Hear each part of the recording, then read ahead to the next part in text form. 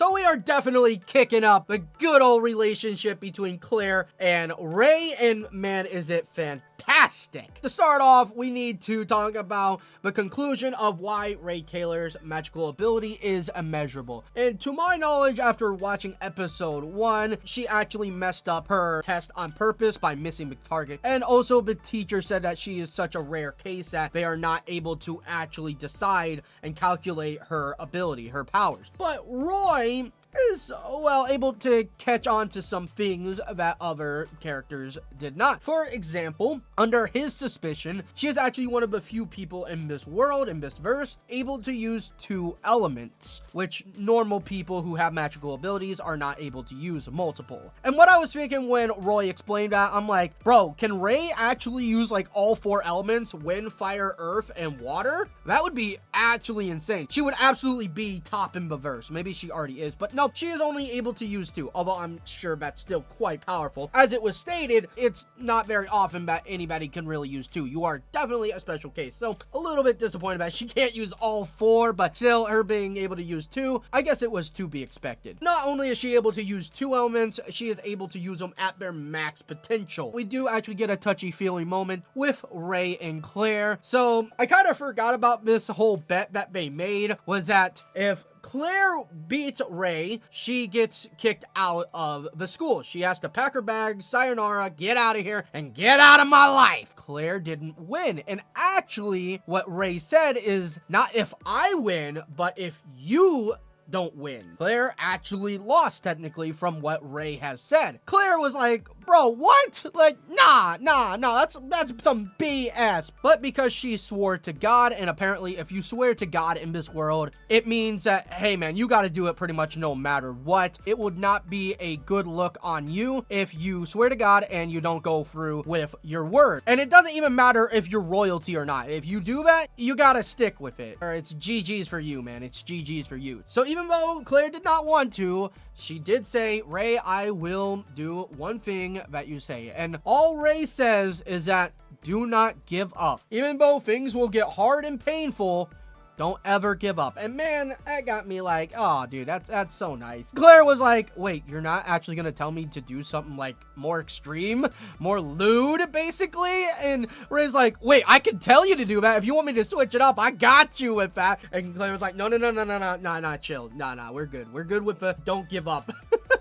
So yeah, that's fantastic. By the way, this scene right here where Rei just pops out of nowhere with her freaking head like out, it was so freaking funny. And the voice acting there was, oh my god, I was not expecting that at all, for her to talk in that manner. I love that. Something that was really interesting to see, but also quite hilarious. So Claire needs a new maid, and who do we see of all people show up? Of course, it is Rei Taylor there. I'm like, bro, this girl literally infiltrated her freaking house and is gonna be her new maid. And I thought it was just kind of some BS, but no, apparently she is the perfect person to be Claire's maid. Besides all the sus and down bad shit that she has for her, besides her just being absolutely in love and infatuated with her, she is actually the perfect person. She meets all the qualifications, which honestly kind of surprised me that she was so good, but at the same time, it's like, bro, this is the girl who's probably beat this Otome game like 500,000 times. You know, she literally knows everything about this game and more. Claire was totally against it. She was like, nah,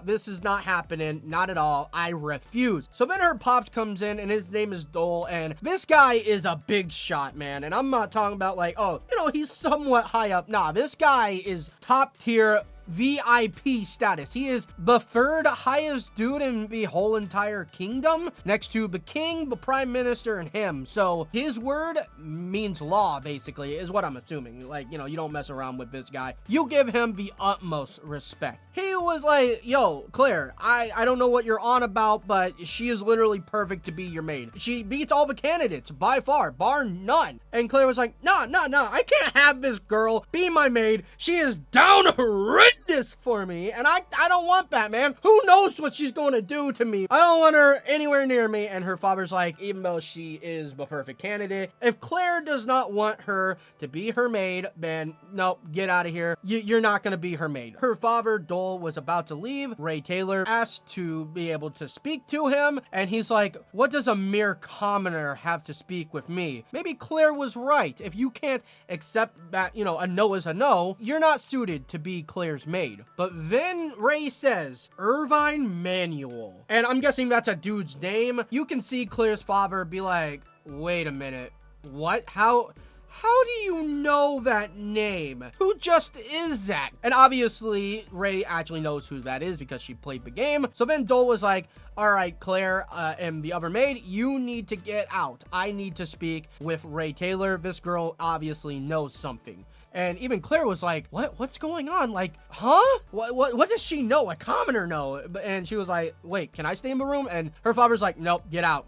Get out. I have some things to talk with this girl. After their talk, her father was like, all right, yep, Ray's gonna be your maid from now on. She's good for the job. She's fit for it perfectly. You don't have a say in this anymore. You're gonna accept it or boo-hoo for you. I don't know if she technically blackmailed this man, which would be pretty impressive because, like, you know, she's a commoner in the series and, you know, he's top dog. Obviously, she's a heroine. So I don't really know if she technically blackmailed the man or they just came to an agreement. And maybe now they're, like, good friends or some BS. I don't know. I wonder if that's gonna get touched upon and we get any more interactions between Claire's father and Ray, what all this Irvine Manuel thing is all about. And the rest of the episode basically just consists of Ray Taylor getting her fan service, getting her dream that she always wanted of being, well, with Claire as much as possible. And Claire doesn't really have a say or a choice now, so she just kind of has to accept it. Oh, that's pretty funny. Ray cannot just stop simping for this girl. Like, all the time, she's just saying that, I love you, Claire, I'm in love with you, and the other maid that she's actually cool with, and that's supposed to help Claire. She doesn't really even say much about it. She's just kind of cool with the fact that Ray is absolutely on Claire all the time, simping for her. She's just not fazed by it, I guess, whatsoever. So maybe the other characters just see it as kind of more lighthearted, like it's not really that big of a deal. Obviously, the one freaking out about it because she's the one getting tormented by this girl every single freaking day. I guess the other characters just don't see it as a big deal. And I mean, it is kind of funny. You do love to see the Yuri. So yep, now Claire is her maid and gets to be with her all the time. And we got a little bit of Bath fan service in this episode. For those who was looking forward to this and have read the light novel, I'm guessing you guys, you know, weren't really disappointed with those scenes whatsoever. Finally, at the end of the episode, we get another good, wholesome moment between Ray and Claire, but it also makes me wonder about this, okay? So Claire is going to bed, and I would assume her own home, and now that Ray is one of her maids, I'm guessing she's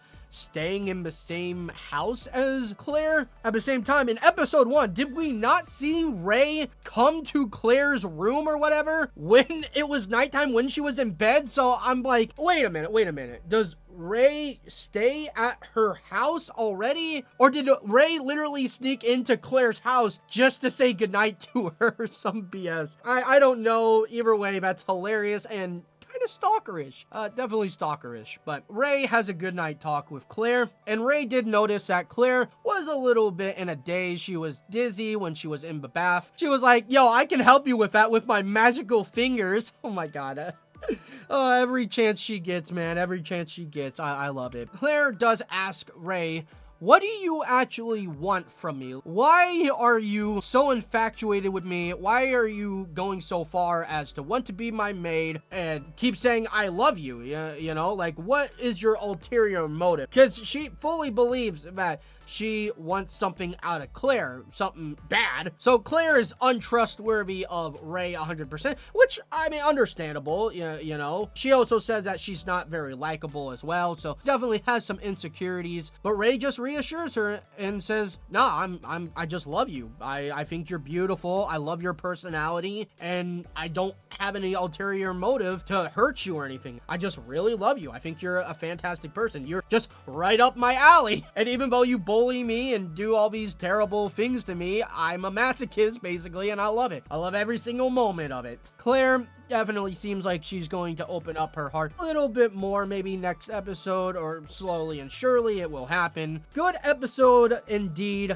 definitely some heartwarming moments. They are definitely not lacking with a good old Yuri, man. We definitely love to see it. So if you haven't even started watching I'm in Love with a Villainess, I don't know what the hell you're doing, man. It is literally, like I said, Villainess and Yuri, two of the greatest things in anime, bro. So go give it a watch. It is 100% getting my full recommendation so far. Absolutely McLovin' it. Use code Illya on all G Fuel orders. I would really appreciate that. And I hope you all have a fantastic day, night, evening, morning, whatever the hell time it is for you. Thank you all so much for watching, and I'll see y'all next time.